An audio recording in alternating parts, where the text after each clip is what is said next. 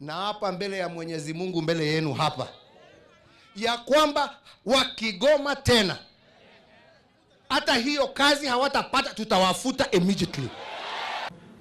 Kwani hii watu wanaona sisi ni wajinga namna gani? It cannot be.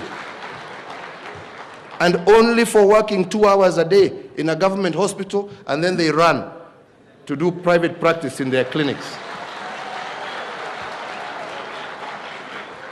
This is blackmail, and we are not going to entertain it.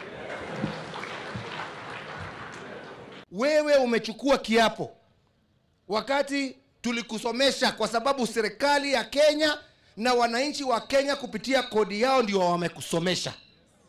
Wewe umeamua ati wewe utagoma, uache mgonjwa ambao umechukua kiapo ya kulinda maisha yake ati akufe kitandani, ati wewe umeenda nyumbani kwa